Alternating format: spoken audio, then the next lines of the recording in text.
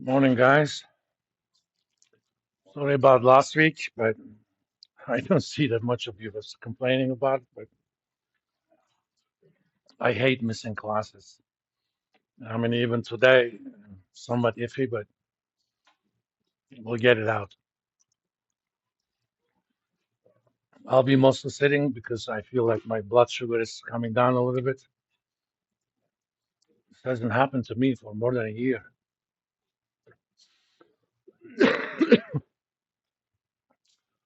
Yeah, my emails before the weekend, I was a little bit optimistic about how well I was going to be. I kind of didn't feel half human pretty much until this morning. So there's not going to be any quiz. I'm going to start lecturing about chapter 7 today. On Thursday, we're going to play Jeopardy on chapter 6.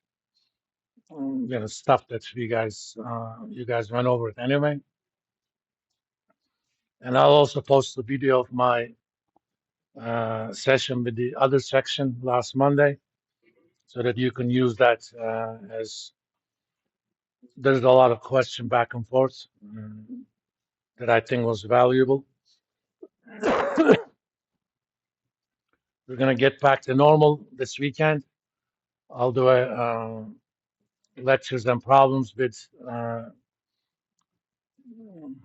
chapter 7 and rest of the chapter 7. We'll have a regular question and answer lecture next Tuesday on chapter 7, and next Thursday we're going to play Jeopardy on chapter 7, and we'll send you guys off to spring break after that. So people that played Jeopardy last time, they won't play it this week. There'll be new people like the. Oh yeah, if your group competed last time, you're guaranteed not to be selected this time. Okay? Because we have what, 9 groups, so I'm gonna pick it among the remaining 5. All right. Let me make sure that I actually started. Yeah, I did.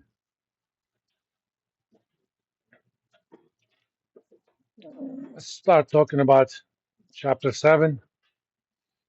This chapter is about stock valuation.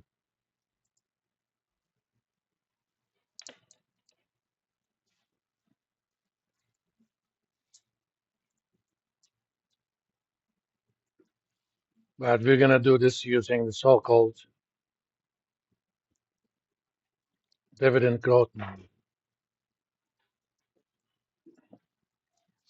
This approach actually goes back to 1950s. Back those days, it was called Gordon dividend growth model, named after the guy who came up with it. It takes its approach from the way we valued bonds. To value the bonds, we came up with the expected cash flow from the bonds, and we calculated present values of all those and added them up. That was the bond value.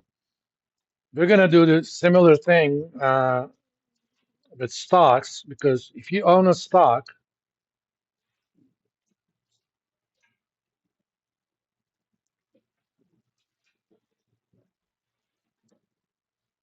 cash flows are the dividends. For bonds, that was coupons. They promised to make you this many dollars of coupons every this many months, whatever the number is. Things were a little bit easy. With stocks, dividends are not something that is promised. Dividends are amounts board of directors decide how much they're going to pay. So it is completely discretionary. If a company issued a bond and they didn't make a coupon payment, you can take them to a court and say, you guys haven't met your obligations. They're suing you for bankruptcy. Bankruptcy means all of your assets are going to be somewhat liquidated, and the proceeds from that liquidation is going to be distributed to the claim holders, whoever they may be. With the stock dividends, you don't have such an issue. Even if this company paid dividends last year, they can choose not to make any dividend payments next year. And as a shareholder, you have no legal means to do anything about it. In fact, even the so-called preferred stock, for legal purposes, it is treated as a stock, but technically it's a debt instrument. I lend you some money. You promise to pay me a certain amount of dividends until the end of time, or company goes out of business, whichever comes out first.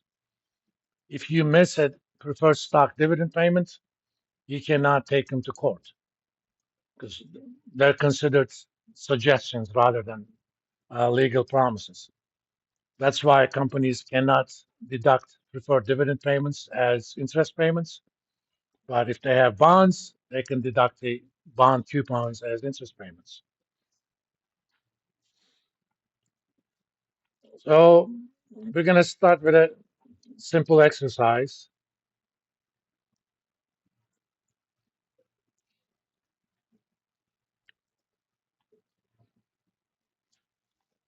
Suppose I buy a stock and it is expected to pay $D1 as dividend next year.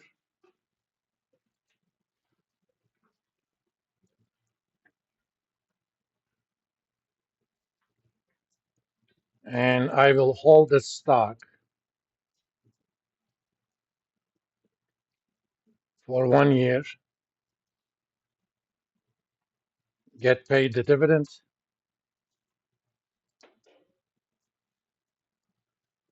and sell it in the market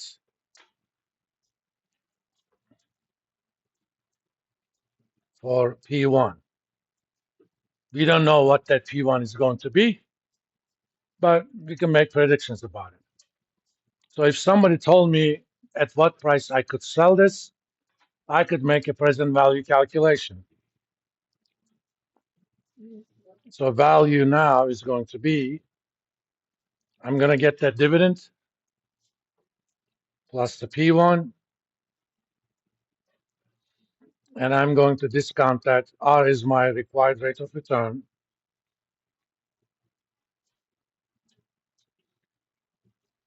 For each company, it's going to be a different number. Just like for each bond, it could be a different number.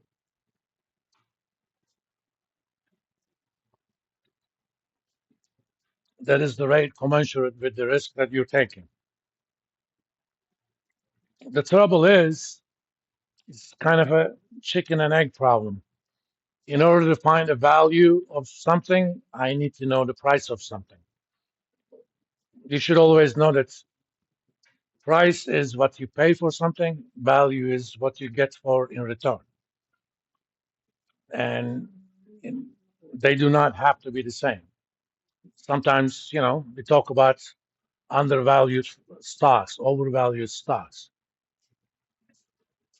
But in equilibrium, they need to be the same. So in order to get rid of that P1, I'm going to extend this analysis to a 2-year holding period. Suppose I decided to hold the stock for 2 years. So I'll get the first year dividend in year 1, and in year 2, I will get second year dividend plus P2, the price at which I could sell. Again, if someone told me what that P2 would be, I could make a present value calculation. First year dividend, that's going to be discounted at 1 plus R. Second year's dividends plus P2, that's going to be discounted at 1 plus R squared. Because I wait for 2 years, so I need to discount it twice.